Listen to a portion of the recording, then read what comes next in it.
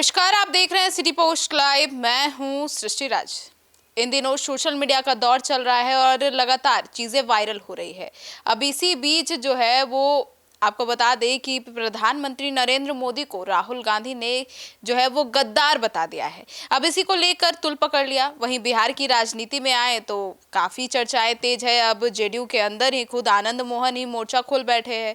तो अब आइए विस्तार में जानते हैं कांग्रेस के दो दिग्गज साथियों से इस पूरे मुद्दे पर कि आखिर राहुल गांधी ने जो ये नरेंद्र मोदी को गद्दार कहा है इसको लेकर क्या मायने हैं। अब जो चर्चाएं चल रही है इसको लेकर ये क्या सोचते हैं। अपनी राय रखने के लिए हमारे साथ मौजूद हैं अरुण पाठक सर और डॉक्टर सत्येंद्र कुमार सर, जो कि पेशे से पटना हाई कोर्ट के एडवोकेट भी हैं। तो आइए जानते हैं इनसे कि सर अभी राहुल गांधी ने उन्हें जो है वो गद्दार बता दिया है नरेंद्र मोदी को, इसको लेकर क्या सोचते हैं। देखिए, माननीय राहुल गांधी का कहने का जो अर्थ था वो विस्तार से जाना पड़ेगा। पहले आज से 4 साल पहले बोले थे उन्होंने कि कोरोना के काल होने वाला था। 2 महीना पहले उन्होंने कहा कि सरकार इस पर चेत जाए, बहुत बड़ा विपत्ति आने वाला है।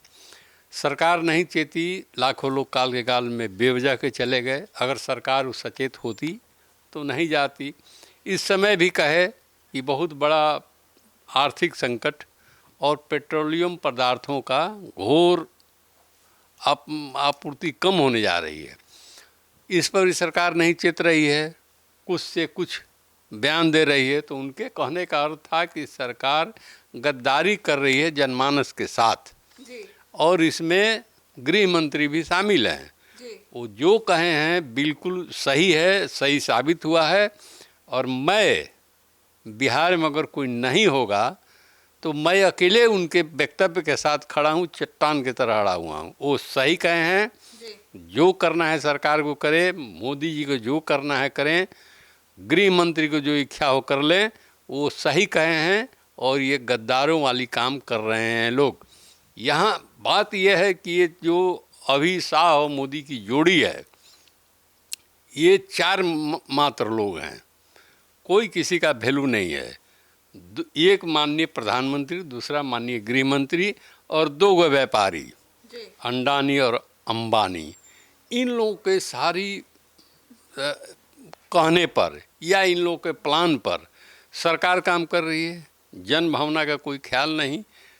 वो सोना के व्यापार में जाना चाहते थे तो उन्होंने सोना का प्रतिबंध लगवाना शुरू कर दिया कि धीरे धीरे सोना को बंद कर दीजिए। मैं इसके आपके भी चैनल के माध्यम से और भी कहा हूँ मैं कि जो ये लोग खेल कर रहे हैं सोना और चांदी के संबंध में, तो 50 लाख लोग इंडिया में बेरोजगार हो जाएंगे।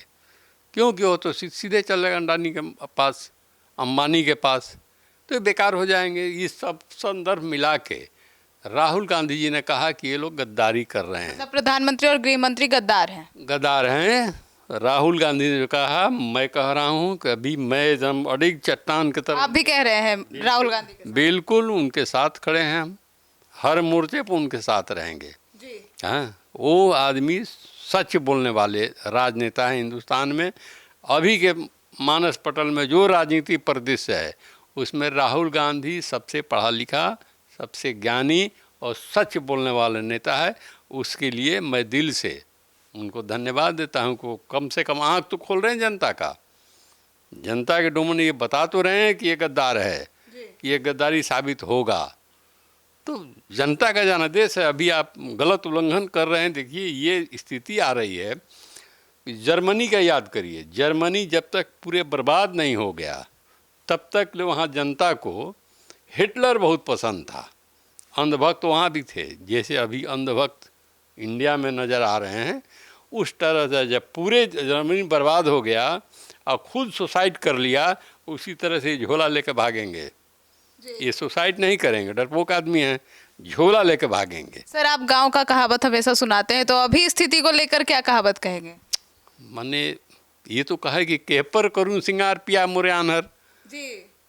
तो ये तो दोनों अंधे हैं, तो हम सिंगार किस पर करें? हम स्वाभिमान करते हैं ना कि हमारा प्रधानमंत्री हमारे देश का स्वाभिमान है, हमारा गृह मंत्री हमको रक्षा करेगा। तो ये तो है ही नहीं, ये तो सिंगारे करने लायक नहीं है। तो जब हम सिंगार करेंगे अपने पिया के लिए उसीलिए कहा गया है कि केह पर करूँ सिंगार पिया मोरियानर, ये दोनों को दोनों गद्दार हैं जी। हाँ, बिल्कुल। सर इस पर आपकी क्या राय है? देखिए सृष्टि जी, विगत 75 दिनों का अगर अवलोकन करेंगे, 2.5 महीने का, दुनिया युद्ध से गुजर रहा है। अघोषित रूप से विश्व युद्ध है, यूक्रेन और ईरान अमेरिका युद्ध लेकर के। इस बीच में भारत के साथ जो घटनाएं घट रही हैं उसमें हमारे सरकार का क्या रोल है, देखने की चीज़ है। जैसे राहुल जी कह रहे हैं, 16 मार्च से कह रहे हैं कि ये परिस्थिति आने वाली है, देश में एनर्जी क्राइसिस होने वाला है। तो भाई पेट्रोलियम की तो कमी हो रही है, रोज़ बढ़ रहा है, जबकि बहुत पहले से बढ़े हुए कीमत पर बेच रही थी भारत सरकार, फिर भी अभी बढ़ाना पड़ रहा है। तो सरकार का जो निर्णय है उसमें देशभक्ति का निर्णय तो नहीं कहा जा सकता है। जैसे आपने अमेरिका के साथ जो व्यापारिक डील किया, उसमें अब अमेरिका तय करेगा कि आप किस देश से पेट्रोलियम लेंगे, गैस लेंगे कि नहीं लेंगे। अमेरिका ने भारत को 30 दिन का मोहलत दिया कि आप 30 दिन, अगले 30 दिनों तक रसिया से खरीद सकते हैं पेट्रोलियम प्रोडक्ट।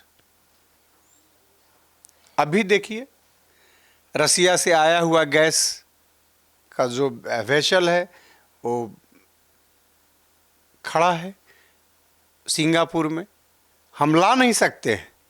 अमेरिका ये इजाज़त नहीं दे रहा है कि आप ले आइए। तो ये क्या है?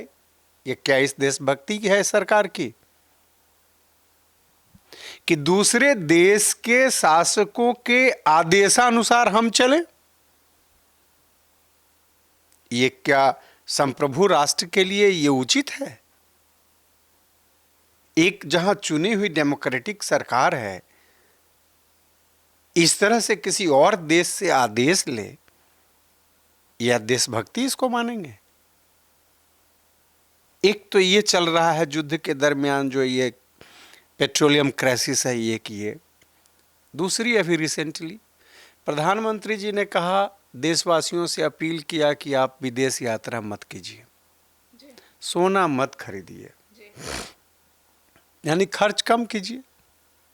और खुद उन्होंने क्या किया?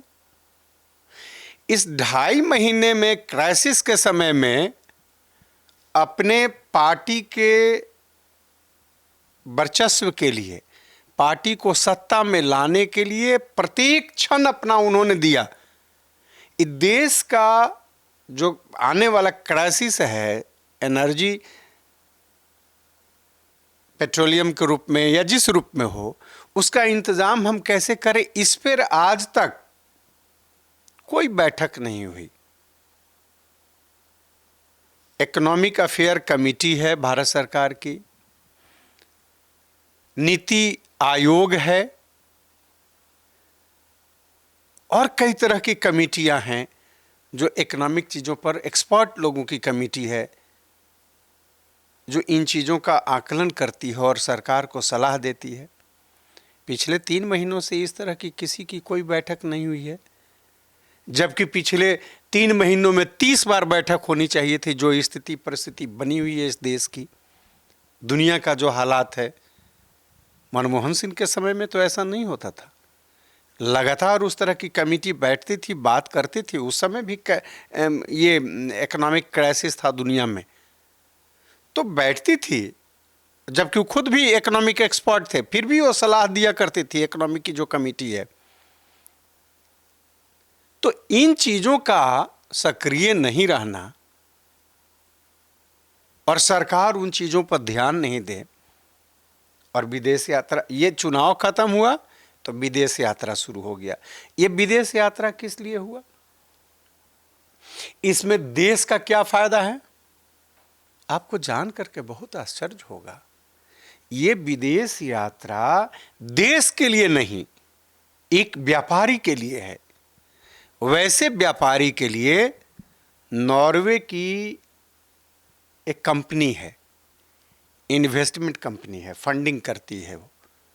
तेल में, समुद्र में तेल निकला था बहुत और उससे बहुत कमी नहीं हुआ, और उसका 72 से ज़्यादा दुनिया के बड़े बड़े कंपनियों में शेयर उसके हैं, जिससे उसके पैसे आते हैं। और वो इन्वेस्ट करता है एनर्जी के फील्ड में, ख़ास तौर पे ग्रीन एनर्जी, सोलर एनर्जी, इन सब रिन्यूएबल एनर्जी, इन सारे फील्डों में।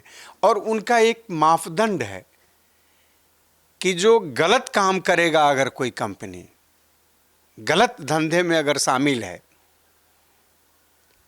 या करप्शन में है, तो उसको फंडिंग नहीं कर सकता है। ये इथिकली इतना स्ट्रांग है नॉर्वे की वो कंपनी, सरकार के जिम्मे चलती है, फंडिंग करती है। तो पिछले 27 फरवरी को हमारे देश की कंपनी, अडानी जी की कंपनी,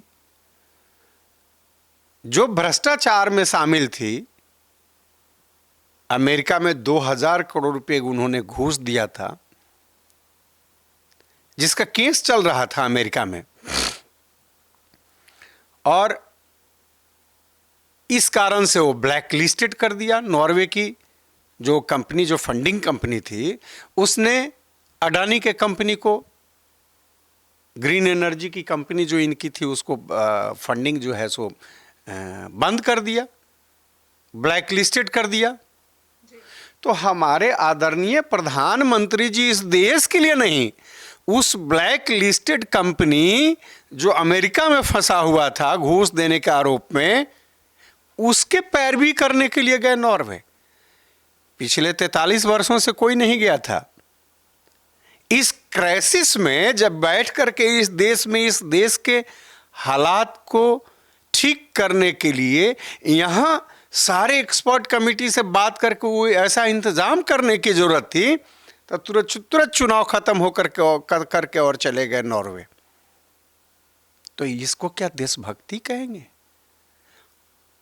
और दुनिया जानती है, एक चुनाव अमेरिकी राष्ट्रपति ट्रंप जो हैं, इस बेसिस पर हार गए थे कि उन्होंने लोगों को नागरिकता देने में, और जो जेल में थे उनको राष्ट्रपति का रहता है कि हाँ भाई छोड़ दे, माफ कर दें, इसमें वो पैसे लिया करते थे। तो ये सर्वविदित है कि पैसे कमाने के लिए वो कुछ भी कर सकते हैं। तो उनके सलाहकार वकील थे, उसको इन्होंने रखा, वो मैनेज हो गया। राहुल जी ने कहा भी कि ये कॉम्प्रोमाइज प्राइम मिनिस्टर हैं, यहाँ इस तरह का डील करेंगे ताकि उसको इंतजाम हो,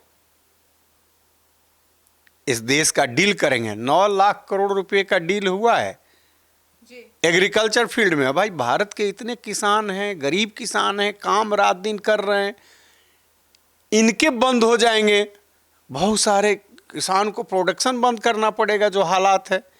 आप लाएंगे 9 लाख करोड़ का, तो क्या हाल होगा इस देश का?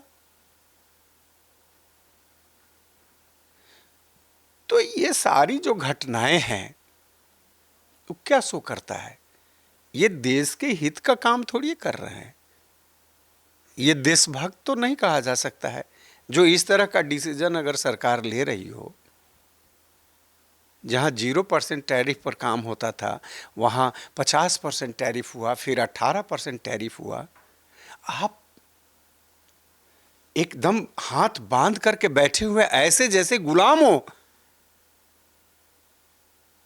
ये देश जब गुलाम था, तब भी ब्रिटिश संसद में यहाँ के लिए स्पेशल मिनिस्टर हुआ करता था। अभी क्या है? हम आज़ाद देश में हैं, आज़ाद यहाँ की सरकार है, चुनी हुई सरकार है, और तब हम काम वो कर रहे हैं।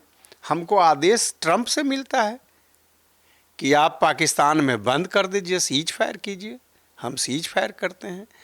वो कहता है कि ईरान से बंद कीजिए। 60 दिन के क्रेडिट पर हमें मिलता था, बगैर 1 पैसे ट्रांसपोर्टेशन का, बगैर इंश्योरेंस का भी पैसा वही देती थी। और हम जिस मुद्रा में चाहे उस मुद्रा में मिलता था, रुपए में काइंड्स में अगर हम कोई उसके बदले में कोई चीज़ दें तो उसमें मिलता था। पेट्रोलियम प्रोडक्ट, गैस वगैरह बंद करवा दिया गया रसिया से, जो कम कीमत पर। तो ये देश को कह रहा है कि मत खरीदिए, तो नहीं खरीद रहे हैं। हम वेनेजुएला से ले आएंगे जहां के राष्ट्रपति को किडनैप करके, सारा सब काम गड़बड़ हो रहा है, जिसका दुनिया में हमें प्रोटेस्ट करना चाहिए था। हम, ये देश है, हम किसी गुट में नहीं रहते हैं, और कोई अगर गलत कर रहा हो, अनर्थ कर रहा हो, तो उसका हम विरोध करेंगे, न कि उसके हम साथ लग जाएंगे और उसकी बात मानेंगे। तो ये देश के साथ क्या हो रहा है? ये देशभक्ति है क्या? उस जमाने में भी बीजू पटनायक जैसा आदमी दूसरे देश की आजादी की लड़ाई लड़े,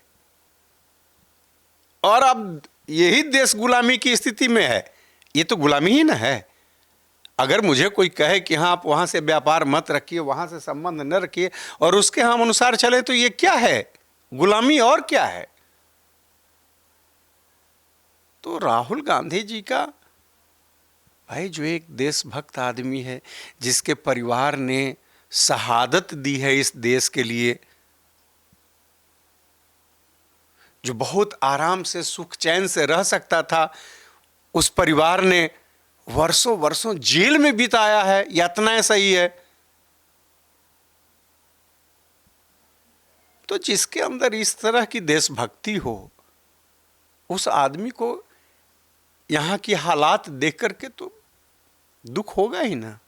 सर, तो अभी एक कांग्रेस जनता पार्टी करके जो एक है पार्टी, जो कि अभी वायरल हो रही है, ऐसा सब कह रहे हैं कि वो कांग्रेस और आप वगैरह का बी पार्टी है, मतलब उन्हीं लोग के तरफ से कुछ बड़े बड़े नाम जो है उन्हें फॉलो कर रखा है, जो कि कांग्रेस के सपोर्टर्स है। तो ऐसा लग रहा है कि कहीं विपक्षी दल की तरफ से ये खड़ा ना है। नहीं, देखिए, अब क्या है ना, कांग्रेस थोड़ी कहती है किसी को कि आप मेरे सपोर्ट में मत रहिए। कांग्रेस एक खास प्रिंसिपल पर चलती है, जिसको भी वो प्रिंसिपल पसंद है वो आए। बीजेपी को भी अगर वो प्रिंसिपल अगर पसंद है तो वो भी साथ में रहे। अब भाई देखिए, वाजपेयी जी को पसंद था तब ना, वाजपेयी जी से आग्रह किया कांग्रेस की सरकार ने, भारत सरकार ने, कि ये देश हित में काम है, आप देश के तरफ से जाकर के यूएनओ में बात रखिए। तो आइडियोलॉजिकली तो इस देश में दूसरे पार्टी के थे, लेकिन गए ना, रखे ना। तो हम किसी को मना नहीं करते हैं। हम ये कांग्रेस ये कहती है कि हम इस प्रिंसिपल को मानते हैं, देश को इस प्रिंसिपल के आधार पे दुनिया में ले चलना चाहते हैं। भाई, वैदेशिक नीति हमारी एक है जिसमें हम गुट निरपेक्ष की बात करते हैं, हम दूसरे किसी को तंग नहीं करते हैं और किसी से हम तंग होना नहीं चाहते हैं। सर, तो इस पार्टी को लेकर आपकी क्या राय है? ये जो कॉकरोच जनता पार्टी बनी, इस नाम को लेकर क्या सोच? नहीं, ये कुछ लोग किए हैं, इस पे अभी हमारा कुछ ऐसा कुछ नहीं है। कॉकरोच तो एक कहा था हमारे चीफ जस्टिस ने भी, कि जो ये आरटीआई का जो काम करते हैं, तो पार्टी के लिए एक्टिविस्ट जो आरटीआई के थे, उनको उन लोगों ने कहा आरटीआई जिस दिन से बंद हुआ है, ये सरकार बंद कर दी है। ये क्यों बंद कर दी? अपनी कमियों को छुपाने के लिए। आरटीआई 2005 में जो बना, एक्ट आया, उससे बहुत सारे उजागर हुए करप्शन के चीज़ें। तो कुछ लोगों को गलत लग रहा, ये इसमें तो ये भी कहा जा रहा है कि ऐसे जो है पत्रकार भी हैं, पत्रकारों को सबसे ज़्यादा कहा जा रहा है। चीफ जस्टिस साहब ने पत्रकारों को भी कहा। ऐसा थोड़ी है, जो अच्छी नीयत रखते हैं पत्रकार, जो चाहते हैं, जो देश से प्रेम करते हैं। सर, लेकिन लोग तो इस ग्रुप से रिलेट कर रहे हैं, इस पार्टी से, क्योंकि लगातार 2 दिनों में इसकी 14 मिलियन फॉलोअर्स हो गए और लगातार बढ़ भी रहा है फॉलोअर्स। तो नहीं, तो इस तरह की बातें हुई तो नेचुरल है कि देखिए सृष्टि जी, इस देश में आज के डेट में नौजवान जो कभी बीजेपी के राष्ट्रवाद को परख नहीं पाए थे, 12 वर्षों का हो न गया समय, तो 12 वर्षों में ये जमायत जो था नौजवानों का, वो समझ गया। तो अब ये सोशल मीडिया पर जो उलटा सीधा रखते हैं उसका जवाब वो लोग देता है। उनकी एक बहुत बड़ी संख्या है, आ जाती है, इसीलिए ये कभी चलते हैं तो तुरंत उसको बंद कर देते हैं, क्योंकि ये समस्या में पड़ जाते हैं। ये जितनी दूरी तक जाएंगे उससे कई गुना ज़्यादा संख्या में नौजवान जो किसी पार्टी के नहीं हैं, इस देश के हैं, जो अपने इस देश से प्रेम करते हैं और ये समझते हैं कि ये जो है ये झूठा है, ये झूठ है, तो वो देख रहे हैं। पढ़े लिखे जो नौजवान वर्ग हैं, जिसमें बेरोजगारों की संख्या सबसे ज़्यादा है, जो विवाद में नहीं रहना चाहते हैं, लेकिन जो सच है कोई न कोई माध्यम से, चूंकि आप अगर उनकी आइडेंटिटी जान जाएंगे तो बहुत तरह से प्रताड़ित करेंगे। ये सरकार की आदत है, बहुत तरह से प्रताड़ित करती है, कहीं केस में उलझा देगा, कुछ करेगा, कुछ। अभी देखिए ना पटना में TR4 के एग्जाम के लिए एजिटेशन चलाना पड़ रहा है। और इलेक्शन के पहले ये सरकार क्या कहती थी, इतना दे देंगे, उतना दे देंगे, उतना दे देंगे, सब डिपार्टमेंट से खोज खाज करके लाया था। अब जो पहले से है ऑलरेडी, उसके लिए एजिटेशन चलाना पड़ रहा है। और उस एजिटेटेड जो बच्चे हैं जो मांग कर रहे हैं कि TR4 का एग्जाम आप लीजिए, तो लाठी चला रही है सरकार, लाठी चला रही है ना।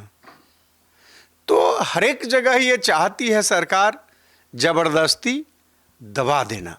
ये लोग डेमोक्रेसी के एंटी हैं और किसी तरह के लांछना किसी पर कुछ भी बात कह सकते हैं। इसीलिए शायद राहुल जी ने कहा है, जो शब्द का उन्होंने प्रयोग किया, मुझे जो लगता है, चूंकि ये देश हित में कोई काम नहीं कर रहे हैं, कहीं भी इनका कोई भी जो निर्णय हो रहा है वो देश हित में नहीं हो रहा है। तो राहुल जी का कहना अगर ऐसी बात है तो बहुत हद तक सही है। सर, तो ऐसे में अभी पटना में TR4 को लेकर जो अभ्यर्थी है वो पिटा रहे हैं, और कॉकरोच जनता पार्टी, ये दोनों मुद्दे पर आपकी क्या राय है? देखिए, कॉकरोच जनता पार्टी जो कहा गया है वो संदर्भ कुछ और होगा।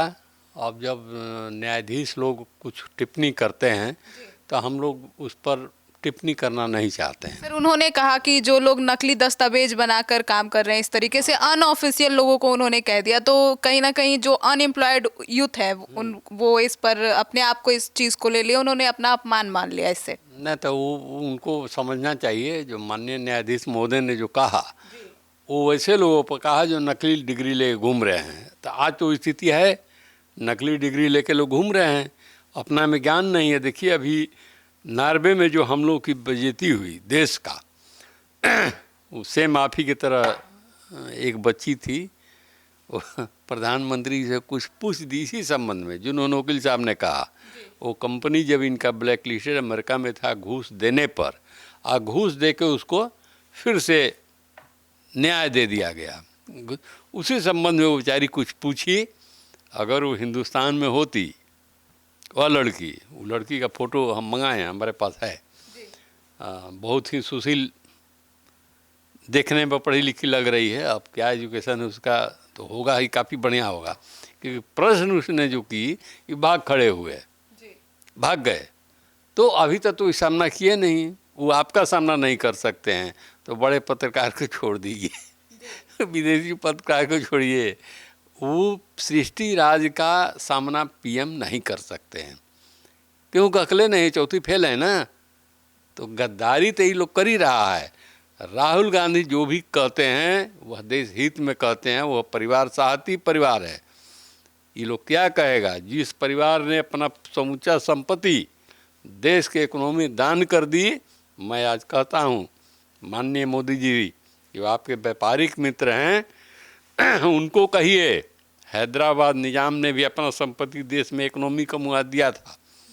बहुत सा राजा महाराजे जो यहाँ के हैं वो लोग भी संपत्ति दे के इतिहास बनाए हैं। आपके भी जो मित्र हैं, व्यापारिक मित्र, चाहे ड्रग से कमाए, कुछ से कमाए तो हैं पैसा, तो वो भी कम से कम आधा प्रॉपर्टी देश के इकोनॉमी में लगा दें, हमारा शुरू हो जाए, हमारी जनता सुख चैन से रहे। जब तक लिए नहीं करिएगा तो देश गद्दार वो क्या कर रहे हैं, राहुल गांधी पूरा देश कहेगा, हर नागरिक कहेगा। हाँ, राहुल गांधी जो बोलते हैं बिल्कुल सही, मैं उनके साथ खड़ा हूँ। आप देखिएगा जहाँ मन करे वहीं हम खड़े रहेंगे उनके लिए। वो हमारा है, श्रीमती सोनिया गांधी के ज़माने से ही मैं साथ रहता हूँ। ठीक है, राहुल जी बहुत अच्छे हैं, एकदम सही कर रहे हैं और पानी पिया देंगे देखिएगा ये लोग। दुनिया के सबसे टॉप यूनिवर्सिटी का स्टूडेंट रहे हैं राहुल गांधी, और उनके पिता भी। हम तो उनके पिता जी के बहुत बड़े शुभचिंतक, या हमसे डायरेक्ट संबंध था उनका। हाँ, वो परिवार को हम जानते हैं, साहती परिवार है। नेहरू जी के, मोतीलाल नेहरू से लेके अब तक ये लोग सब शहादत दिया है, देश से कुछ लिया नहीं है। कई को कुर्बानी दे दिया थी, इंदिरा गांधी मारी गई, राजीव गांधी मारे गए, बहुत कुर्बानी दिया है परिवार। उस परिवार को लोग पप्पू बनाने के लिए मान लीजिए अपने तंत्र, ईडी, सीबीआई, आईटी, या जो इनके व्यापारिक मित्रों का जो प्रेस मीडिया है, उसके माध्यम से पप्पू बना रहे थे, और आज खुद पप्पू बने घूम रहे हैं। और फिर व्यापारिकों मित्रों के लिए विदेश का दौरा कर रहे हैं। हम लोग मना करेंगे, सोना मत कर दिए, विदेश मत जाइए, सरकारी बस पर चलिए। कहे थे कि हवाई चप्पल वाला हवाई जहाज़ पर चढ़ेगा। अब ये नौबत आने जा रहा है कि हवाई जहाज़ पर जो चढ़ता था वो साइकिल पर चढ़ेगा, मोटका चक्का साइकिल, चाहे पत्थर का चक्का साइकिल, बहुत सा। अब फिर सियार तरकुल तक ना जाएगा। एगो सियार था, वो तरकुल तक बराबर जाता, तरकुल का पेड़ होता है, इतना बड़ा बड़ा फेदा लगता है, तो वो देखते रहता था, फेदे में मथवा पर उसको गिर गया। तो उस तरकुल का पेड़ देख के बहुत 1 किलोमीटर के दायरे में वो नहीं जाता था। तो ये देखिएगा, जब ये झोला लेके भागेंगे तो फिर नज़र नहीं आएगा कोई। हाँ, तो सुना आपने, तो अब आपकी क्या राय है, अपनी राय ज़रूर बताइएगा। धन्यवाद।